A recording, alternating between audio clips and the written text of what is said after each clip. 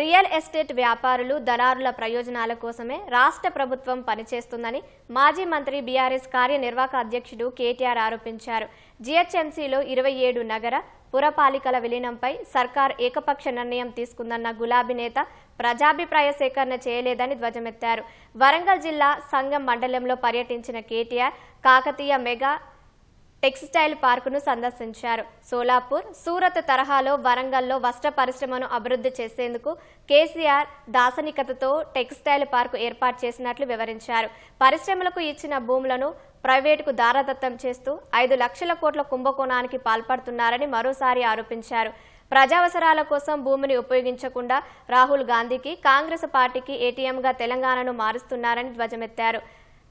హెల్టప్ పాలసీని ప్రభుత్వం వెనక్కి తీసుకోకుంటే బీఆర్ఎస్ ప్రజా ఉద్యమాన్ని నిర్మిస్తుందని హెచ్చరించారు.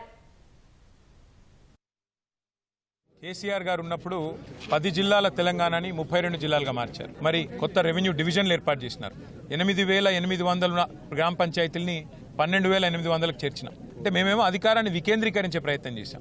ప్రజల దగ్గరికి ప్రభుత్వాన్ని తీసుకొని పోయే ప్రయత్నం చేశాం. మరి వాళ్ళ ప్రభుత్వం ఎవరితో చర్చించిందో తెలియదు. ఎందుకంటే అక్కడ మున్సిపాలిటీలు ఎక్కడ ఈరోజు తీర్మానాలు జరగలేదు.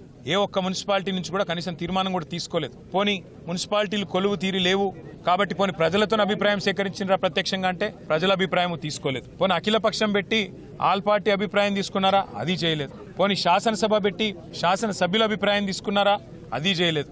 మరి ఎవరి ప్రయోజనాల కోసం, ఎవరి ఎజెండా కోసం, ఎవరి శాశ్వత దీర్ఘకాలిక మరి ఆలోచనల కోసం ఈ ప్రభుత్వం పనిచేస్తున్నదో మాకైతే తెలియదు. ఏ కారణం చేత ఈ ప్రతిపాదన ఇచ్చారు కూడా తెలియదు.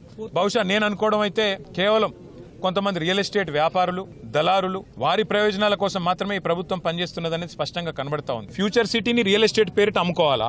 ఇక్కడ ఉన్న ఈ 9,300 ఎకరాలు ఇటు అమ్ముకోవాలా? 2 దగ్గర లక్షల కోట్లు సంపాదించి రాహుల్ గాంధీకి తెలంగాణను ఏటీఎంగా మారుస్తూ, కాంగ్రెస్ పార్టీకి ఏటీఎంగా, పేటీఎంగా మారుస్తూ వచ్చే ఒక 20-25 ఏళ్లు ముని మన్మన్లు, మనమన్లు, వాళ్ళ ముని మన్మన్లు వాళ్లకు వేల లక్షల కోట్ల ఆస్తిని 5 లక్షల కోట్ల కుంభకోణం ద్వారా అర్జించి పెట్టాలన్నది రేవంత్ రెడ్డి గారి ఆలోచన.